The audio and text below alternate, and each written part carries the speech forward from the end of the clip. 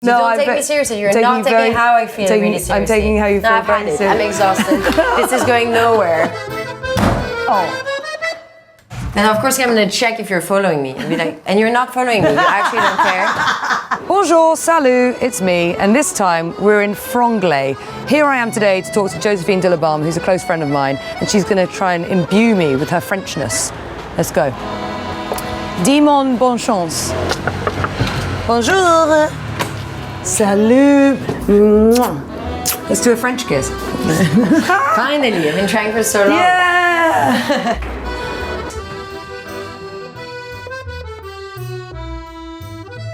When are you most aware of how French you are in England? Like showing your emotions, public display. Yeah. Whereas in Britain, everyone's really uptight. And there's a tone. We kind of seem arrogant as French people, but like sometimes people are like, or they're like, "Are you okay?" And I'm like, "I've never been happier." I've never been a happier. bit like, yeah, but there's just something exactly. There's something a little bit like blasé, but you're not. Inside, I feel incredible. Outside, I look like I really couldn't be bothered. You know what I mean? In England, there's kissing. And then there's French kissing, which is like when you stick the tongue in, right? So in France, it's just called kissing. So even when you're 11, you're going straight in with the tongue there. The first kiss actually was I was 3 years old, but with the tongue, yeah, I know. It's my cousin. Well, there's a lot to unpack there. Yeah, it's an incestuous, sexy. He's actually not really my cousin. He's kind of an adopted cousin, so that makes it kind of okay. But that's quite English too. Maybe we share that in common between France and England. I want to talk about your mum. You've met my mum. What was your experience like? When I was like 16, she'd be like, "So, let's talk about sex." And you're like, the last person you want to talk about is your mom. She's like, "Is he going down on you?" And you're like, "Oh my God, no." It's your like, mom asked you that? You have to make sure, yeah. And then she's kind of like, would take my dad as an example. She's like, "So anyway, so you, me and your dad, this is how we do it. We have to be a little bit more, you know, imaginative. Maybe you do it there, you do it there." And I was just like getting like kind of the lowdown of their sex stuff. I was just like, this is it. I'm like, "You're aware, this is my dad. Like, this is crazy." That's very good, but that's very modern. I feel like nowadays people might talk to their children like in England. Intrusive. I don't know. When it's your mom, it's a little bit. Now I laugh about it, but at the time, it's quite like you're 16 years old. You literally have like. But it's feminist. It's cool that she. Yeah, she's like, make sure. Yeah, it is. But then she's also like basing her whole like argument on her sex life with your own dad. I think with the dawn of like apps for dating, etc., things are changing. Yeah. However, I hope I speak for all of Britain when I say this. The traditional way that we used to do that is you go to a pub with your mates, go home with someone by accident and sleep with them. And then if that happens enough times in a row, you've got a boyfriend. That's... I think in France, if you basically kiss twice, you're kind of boyfriend and girlfriend. Well, no, I imagine in France, if you look at each other, like... Yeah, you're like, that's it, we're in love. Yeah, exactly. We're in love. Yeah, but the thing is also, where it's a bit hypocritical, is French people cheat a lot. Not... Yeah. I don't. Well, because you have a culture of mistresses. Yeah. Like having the mistress. And the king, exactly. Actually, my great-grandmother was like the mistress of like Louis XIV, you know what I mean? What? In my mind, French women, they're really known for having great style because it seems to be timeless and outside of like the constraints of trends. So I wondered if you could show me some things in your wardrobe and maybe we talk about a different approach to... I just want to feel like a grown-up. I'm still dressing like a 12-year-old. So if you could teach me how to be a woman... I will explain it to you. Okay, perfect. Parfait. So this is your delightful wardrobe. Yeah. Which is a bit different to how I live. I've got a floordrobe. What's that? It's when you just put your clothes on the floor and then hope for the best. And then sometimes I'll hang something on a curtain pole. Anyway, you're a lead singer in a band. What do you perform in, actually, when you're playing with your band? What's your, like, on-stage outfit? Tights, you know, the one that... Fishnets. Thank you. And I wear like a black bodysuits and then a black leather glove and different men's jacket. Because I remember I came to see you in Paris and you were wearing a tracksuit bottoms, and then they were like, "Okay, you're on," and you just like took them off. And you were like, "All right, let's go." And I was like, "What? Is that the? Okay, sure." What would you wear, for example, on a date or something where you're trying to be alluring? I don't know. Maybe I would wear like a little like dress like that. But do you not think it's too obvious? That's a bit transparent. Do you think it's obvious though? I mean, what's the end goal? Do you know what I mean?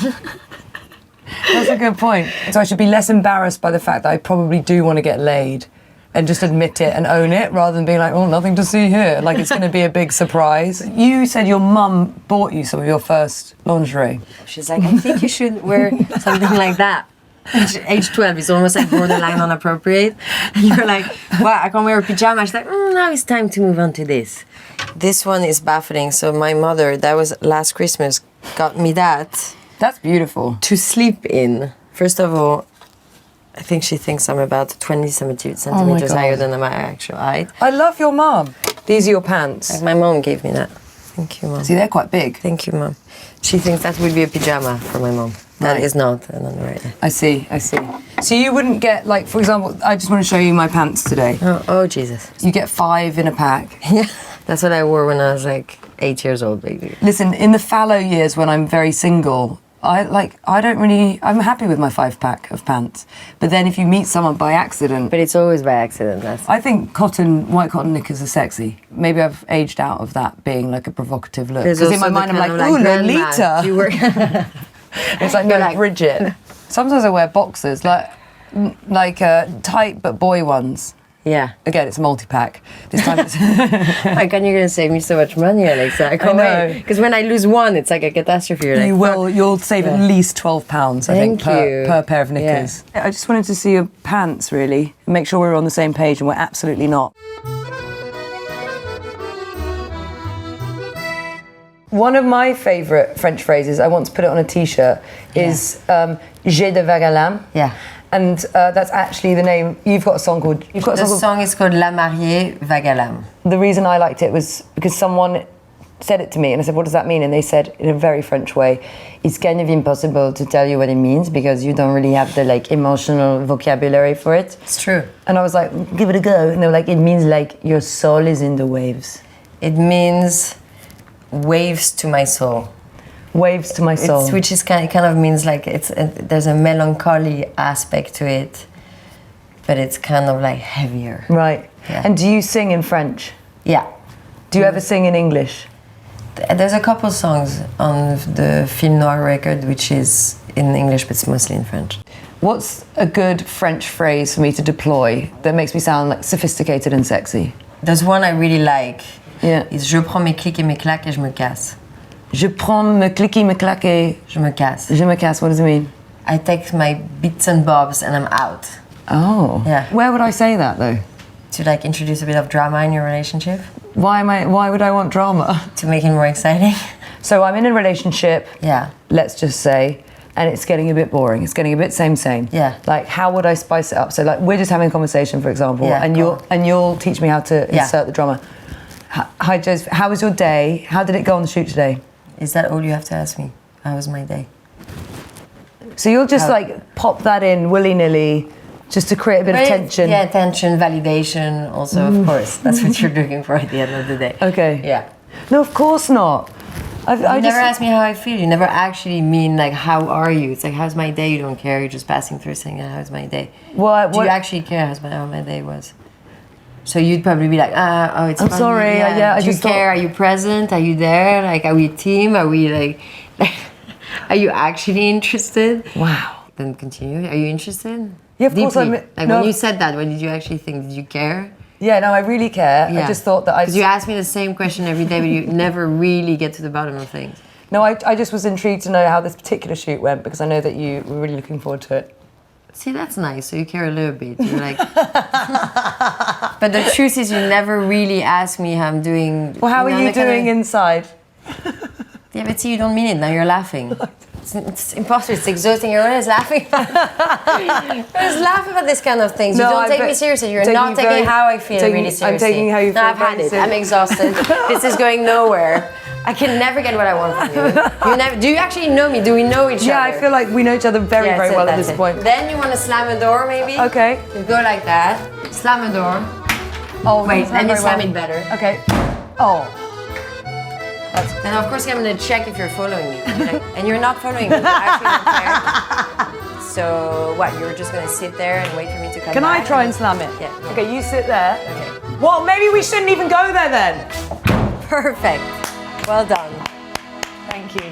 I feel like your life's gonna be exciting after that. That feels Alexa. nice. My problem is I live in a cottage with very small doors.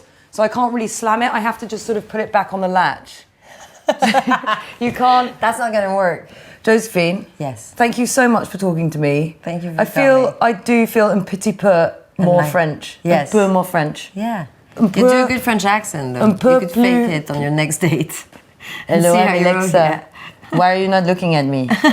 It's super weird. Keep eyes on the eyes, please. Yeah. Les yeux. Pas de l'oreille. And wait till we get home. I'm gonna get very fucking mad at you. I think you got more French than me, honestly. Well done. Thanks. Yeah. Thanks for watching, everyone. Be sure to subscribe, click the bell, press the like, leave your comments en français if you wish. See you next time.